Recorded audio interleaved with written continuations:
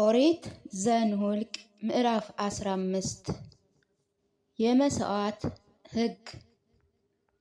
እግዚአብሔር ሙሴን እንዲህ ብሎ ተናገረው። ለእስራኤል ልጆች እንዲህ ብለህ ንገራቸው፣ ወደምሰጣቸው ወደ መኖሪያቸው ምድር በገባችሁ ጊዜ በፈቃዳቸውም ቢሆን በበዓላችሁም ቢሆን ለእግዚአብሔር በጎ መዓዛ ይሆን ዘንድ ስእለቱን አብዝታችሁ ባመጣችኋት ጊዜ ከላም ወይም ከበግ የሚቃጠል መሥዋዕት ወይም መሥዋዕት የሚሆን የእሳት ቁርባን ለእግዚአብሔር አቅርቡ።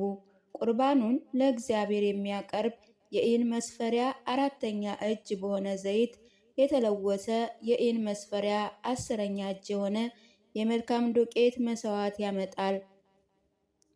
ለመጠጥ ቁርባንም የኢን መስፈሪያ የሆነ መልካም ዱቄት 4ኛ እጅ የሚቃጠል መሥዋዕት ወይም በእህሉ ቁርባን ላይ ያደርጋል። ለእያንዳንዱ ጥቦት ለእግዚአብሔር በጎ መዓዛ ያለው መሥዋዕት ይሆን ዘንድ ይህንን ያህል ያድርግ። ለአንዱም አውራ በግ የኢን መስፈሪያ የሚቃጠል ቁርባን ወይም መሥዋዕት ባደረጋችሁ ጊዜ የኢን መስፈሪያ ሲሶ በሆነ ዘይት የተለወሰ ከመስፈሪያው ከ10 እጅ 2 እጅ መልካም ዱቄት ለእህሉ ቁርባን ታዘጋጃላችሁ። ለመጠጥ ቁርባን ለእግዚአብሔር በጎ መዓዛ የሚሆን የኢን መስፈሪያ 3ኛ እጅ ወይን ታቀርባለህ። ለሚቃጠልም መሥዋዕት ወይም በሌላ መሥዋዕት ወይም ስእለት ለመፈጸም ወይም ለደህንነት መሥዋዕት ከላም ወገን ለእግዚአብሔር ብታዘጋጅ በላሙ ላይ የኢን መስፈሪያ ግማሽ በሆነ ዘይት የተለወሰ ከመስፈሪያውም ከ10 እጅ 3 እጅ መልካም ዱቄት ለእህል ቁርባን እንዲሆን በእሳት ለተደረገ ቁርባን የኢን መስፈሪያ ግማሽ ወይን ለመጠጥ ቁርባን ታቀርባለህ። እንዲሁ ለእያንዳንዱ ወይፈን ወይም ለእያንዳንዱ አውራ በግ ወይም ለእያንዳንዱ ትባት የበግ ወይም የፍየል ጥቦት ይደረጋል። እንዳዘጋጃችሁ ቁጥር እንዲሁ እንደ ቁጥራቸው ለእያንዳንዱ ታደርጋላችሁ። የሀገር ልጅ ሁሉ ለእግዚአብሔር በጎ መዓዛ እንዲሆን ቁርባን ባቀረበ ጊዜ እንዲሁ ያደርጋል። ምጻተኛ ከእናንተ ጋር ቢቀመጥ ወይም በትውልዳቸው መካከል ማንም ሰው ቢኖር ለእግዚአብሔር በጎ መዓዛ እንዲሆን ቁርባን በእሳት ቢያቀርብ እናንተ የምታደርጉትን እርሱ እንዲሁ ያደርጋል። ለእናንተ መካከል የሚኖር ምጻተኛ አንድ ሥርዓት ይሆናል፣ ለልጅ ልጃቸው የዘላለም ሥርዓት ይሆናል። እናንተ እንደሆናችሁ እንዲሁ በእግዚአብሔር ፊት ምጻተኛ ይሆናል። ለእናንተም ከእናንተ ጋር ለሚኖር ምጻተኛ አንድ ሕግና አንድ ፍርድ ይሆናል። እግዚአብሔር ሙሴን እንዲህ ብሎ ተናገረው። ለእግዚአብሔር ለእስራኤል ልጆች እንዲህ ብለህ ንገራቸው፣ ወደ አመጣኋቸው ምድር በገባችሁ ጊዜ እናንተ የምድሪቱን እንጀራ በበላችሁ ጊዜ ለእግዚአብሔር የተለየ ቁርባን ታደርጋላችሁ። መሰሪያ ከምታደርጉት ሊጥ 1 እንጎቻ ለይታችሁ ቁርባን ታቀርባላችሁ። ከወንድማም እንደምትለይ ቁርባን እንዲሁ ትለያላችሁ። መጀመሪያ ከምታደርጉት ሊጥ የተለየ ቁርባን እስከ ልጅ ልጃችሁ ለእግዚአብሔር ትሰጣላችሁ። ስላልታወቀ ኃጢአት የሚቀርብ መሥዋዕት ብትበድሉ እግዚአብሔር ለሙሴ ያዘዛቸውን እነዚህን ትእዛዝ ሁሉ ባታደርጉ እግዚአብሔር ካዘዘበት ከፊተኛው ቀን ጀምሮ ወደፊትም እስከ ልጅ ልጃችሁ እግዚአብሔር በሙሴ እጅ እንዳዘዛችሁ ባታደርጉ በማህበሩ ፊት ያልታወቀ ኃጢአት ቢኖር ማህበሩ ሁሉ ለሚቃጠል መሥዋዕት ለእግዚአብሔር በጎ መዓዛ እንዲሆን ከመንጋዎቹ አንድ ንጹሕ ወይፈን ያቀርባል። የእህል ቁርባን የመጠጥ ቁርባን እንደ ሕጉ ነው።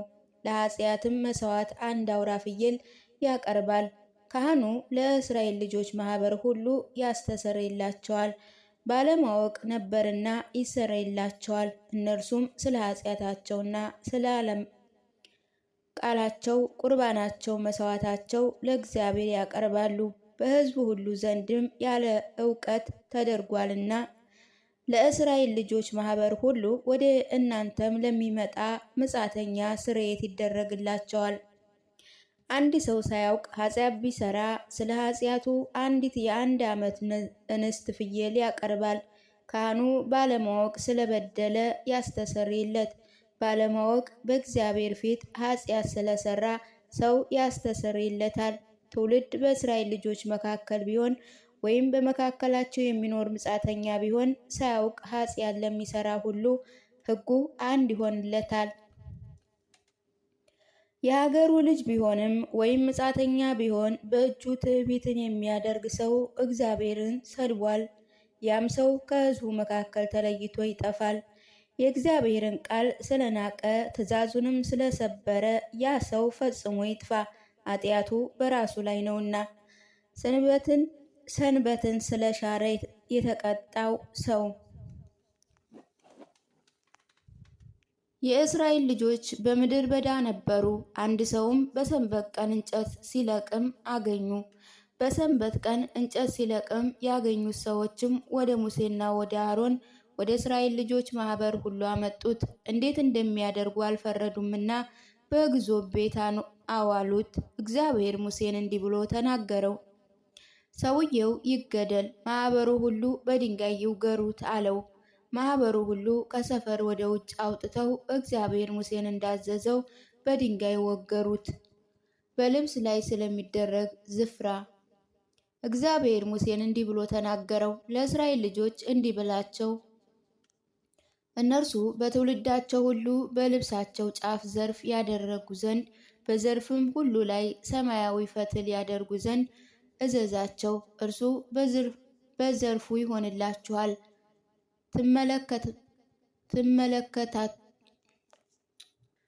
ትመለከቱታላችሁ፣ የእግዚአብሔርም ትእዛዝ ታስታውሳላችሁ፣ ታደርጋላችሁ። እነርሱን በመከተል ያመነዘራችሁባት የሕሊናችሁ የዓይኖቻችሁን ፍቃድ አትከተሉ።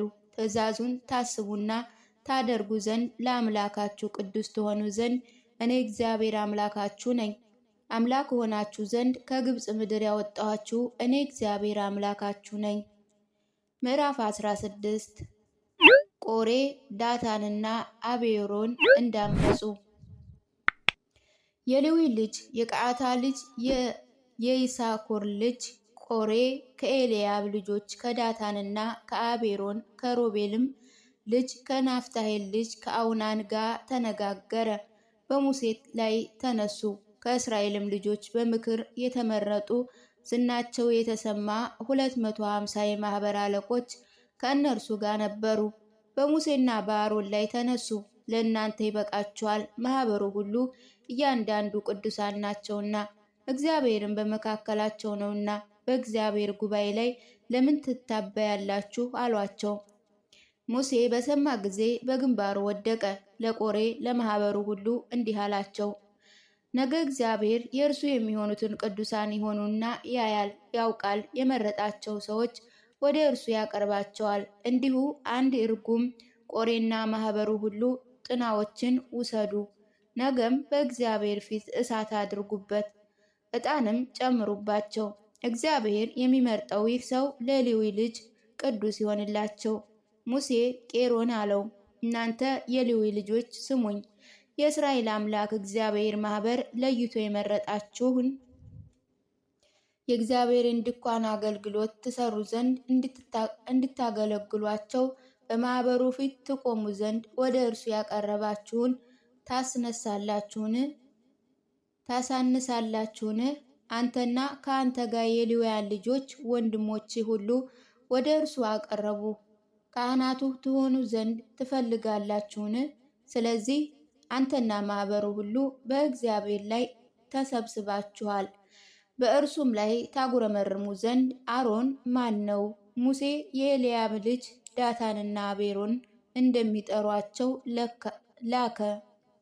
እነርሱም አንመጣም፣ በምድር በዳ ትገለን ዘንድ በእኛም ላይ አለቃችን ትሆን ዘንድ ወተትና ማር ከምታፈሰው ምድር ያወጣህን አነሰህን? አንተ አለቃ ነህን? ደግሞስ ወተትና ማር ወደምታፈስስ ምድር አገባህን? እርሻና የወይን ቦታንስ አወረስከን? የእነዚያን ሰዎች ዓይኖቻቸውን ታወጣለህን? አንመጣም አሉ። ሙሴ እጅግ አዘነ። እግዚአብሔርንም አለው፣ ወደ መሥዋዕት አትመልከት፣ እኔ ከእነርሱ አንዳችም ተመኝቼ አልወስድም፣ ከእነርሱም አንድ ሰው አልበደለሁም። ሙሴ ቆሬን አለው፣ ማኅበርህ ላይ ነገ አንተ ማኅበርህ ሁሉ አሮንም በእግዚአብሔር ፊት ዝግጁዎች ሁኑ። ሁላችሁም ጥናዎቻችሁን ውሰዱ፣ ዕጣንም አድርጉባቸው። እያንዳንዳችሁ 250 ጥናዎችን ወደ እግዚአብሔር ፊት አምጡ። አንተ ደግሞ አሮንም ጥናዎቹን አምጡ አለው። እያንዳንዱ ጥናውን ወሰደ፣ እሳትም አደረገበት፣ ዕጣኑም ጨመሩበት። ሙሴና አሮን በምስክሩ ድንኳን ደጃፍ ቆሙ። ቆሬም ማኅበሩን ሁሉ ወደ ምስክሩ ደጃፍ በእርሱ ላይ ሰበሰበ። የእግዚአብሔር ክብር ለማኅበሩ ሁሉ ተገለጠ። እግዚአብሔር ሙሴን አሮንን እንዲህ ብሎ ተናገራቸው። ሁሉም በቅጽበት አጠፋቸው ዘንድ ከዚህ ማኅበር መካከል ፈቀቅ በሉ። እነርሱ በግንባራቸው ወድቀው የነፍስና የሥጋ ሁሉ አምላክ እግዚአብሔር ሆይ፣ አንድ ሰው ኃጢአት ቢሠራ የእግዚአብሔር ቁጣ በማኅበሩ ላይ ይሆናልን? አሉት። እግዚአብሔርም ሙሴን እንዲህ ብሎ ተናገረው። ለማኅበሩ ከቆሬ ማኅበር ዙሪያ ፈቀቅ በሉ ብለህ ንገራቸው። ሙሴም ተነስቶ ወደ ዳታንና ወደ አቤሮን ሄደ። የእስራኤል ሽማግሌዎችን ሁሉ ከእነርሱ ጋር ሄዱ። ማኅበሩም ከእነዚያ ክፉ ሰዎችም ድንኳን ፈቀቅ በሉ፣ በኃጢአታቸው ሁሉ እንዳትጠፉ ለእነርሱ የሆነው ሁሉ አትንኩ ብሎ ተናገራቸው። ከቆሬ ድንኳን ዙሪያ ሁሉ ፈቀቅ አሉ። ዳታን አቤሮንም ከሴቶቻቸው ከልጆቻቸውና ከጓዛቸው ጋር ወጥተው በድንኳኖቻቸው ደጃፍ ቆሙ። ሙሴም አለ፣ ይህን ሥራ ሁሉ አደርግ ዘንድ እግዚአብሔር እንደላከኝ እንጂ ከልቤ እንዳይደለ በዚህ ታውቃላችሁ። እነዚህ ሰዎች ሰው እንደሚሞት ቢሞቱ ወይም መቅሰፍታቸው እንደ ሰው ሁሉ መቅሰፍት ቢሆን እግዚአብሔር አላከኝም። እግዚአብሔር ግን አዲስ ነገር ቢፈጥር ምድርም አፏን ከፍታ እነርሱን ቤታቸውን ድንኳናቸውን ለእነርሱ ያለውን ሁሉ ብትውጣቸው በሕይወታቸው ወደ ሲኦል ቢወርዱ ያን ጊዜ እነዚያ ሰዎች እግዚአብሔር እንዳስቆጡ ታውቃላችሁ። እንዲህ ሆነ። ይህን ቃል ሁሉ መናገር በፈጸመ ጊዜ ከበታች ያለች መሬት ተሰነጠቀች። ምድሪቱ አፏን ከፍታ እነርሱን፣ ቤተሰቦቹን፣ ለቆሬ የነበሩትን ሰዎች ሁሉ፣ ከብቶቻቸውን ሁሉ ዋጠች። እነርሱም ለእነርሱም የነበረ ሁሉ በሕይወታቸው ወደ ሲኦል ወረዱ። ምድሪቱም ተዘጋችባቸው፣ ከማኅበሩ መካከል ጠፉ። በዙሪያቸው የነበሩ የእስራኤል ማኅበር ሁሉ ከጩኸታቸው የተነሳ ምድሪቱ እንዳትናወጥ ብለው ሸሹ። እሳት ከእግዚአብሔር ዘንድ ወጥታ ያጥኑ የነበሩትን 250 ሰዎች በላች። እግዚአብሔር ሙሴን እንዲህ ብሎ ተናገረው። ለካህኑ ለአሮን ልጅ ለአልዓዛር እንዲህ ብለህ ንገረው፣ ከተቃጠሉ ሰዎች መካከል የነሐስ የሚሆን ጥናዎች አውጣ። ከሌላ ያወጡትንም ያንንም እሳት ወዲያ ጣል። የእነዚያ ኃጢአት አጥነውበታል፣ በሰውነታቸውም ጥፋት ተቀድሰዋልና የተጠፈጠፈ ሰሌዳ አድርጋችሁ ለመሠዊያ መለበጫ ይሁን። በእግዚአብሔር ፊት አቀርበዋቸዋልና የተቀደሱ ናቸው። ለእስራኤል ልጆች ምልክት ይሆናል። የካህኑ የአሮን ልጅ አልዓዛርም የተቃጠለውን ሰዎች ያቀርቧቸው የነሐስ ጥናዎችን ወስዶ ጠፍጥፎ ለመሠዊያው መለበጫ አደረጋቸው። እንደ ቄሮና ከእነርሱ ጋር እንደተቃወሙት ሰዎች እንዳይሆኑ ከአሮን ልጆች ያልሆነ ሌላ ሰው በእግዚአብሔር ፊት ዕጣን ያጥን ዘንድ እንዳይቀርብም እግዚአብሔርም በሙሴ ቃል እንደተናገረ ለእስራኤል ልጆች መታሰቢያ ያደረጋቸው። አሮን ሕዝቡን እንዳዳናቸው። በነጋውም የእስራኤል ልጆች ሁሉ እናንተ የእግዚአብሔርን ሕዝብ ገድላችኋል ብለው በሙሴና በአሮን ላይ አጉረመረሙ። እንዲህ ሆነ፣ ማኅበሩ በሙሴና በአሮን ላይ በተነሱ ጊዜ በምስክሩ ድንኳን ከበዋቸው። እነሆም ደመናው ሸፈናት፣ የእግዚአብሔር ክብር ተገለጠ። ሙሴና አሮንም ወደ ምስክሩ ድንኳን ፊት ገቡ። እግዚአብሔርም ሙሴና አሮንን እንዲህ ብሎ ተናገራቸው። ከዚያ ማኅበር መካከል ፈቀቅ በሉ፣ እኔ በቅጽበት አጠፋቸዋለሁ። በግንባራቸው ወደቁ። ሙሴም አሮንንም ጥናህን ውሰድ፣ ከመሰዊያው ላይ እሳት አድርግበት፣ ዕጣንም ጨምርበት፣ ወደ ማኅበሩ ፈጥነ ውሰደው፣ አስተሰርይላቸውም፣ ከእግዚአብሔር ፊት ቁጣ ወጥቷልና ሕዝቡንም ያጠፋቸው ዘንድ ጀምሯል አለው። አሮንም ሙሴ እንደተናገረው ጥናውን ወስዶ ወደ ማኅበሩ መካከል ፈጥኖ ሮጠ። እነሆ መቅሰፍቱ በሕዝቡ መካከል ጀምሮ ነበር። ዕጣንም ጨመረ፣ ለሕዝቡ አስተሰረየላቸው። በሙታን በሕያዋን መካከል ቆሞ መቅሰፍቱ ተከለከለ። በቄሮ ምክንያት ከሞቱ ሌላ መቅሰፍቱ የሞቱ 14,700 ነበሩ። አሮንም ወደ ሙሴ ወደ ምስክሩ ድንኳን ደጃፍ ተመለሰ። መቅሰፍቱም ጸጥ አለ።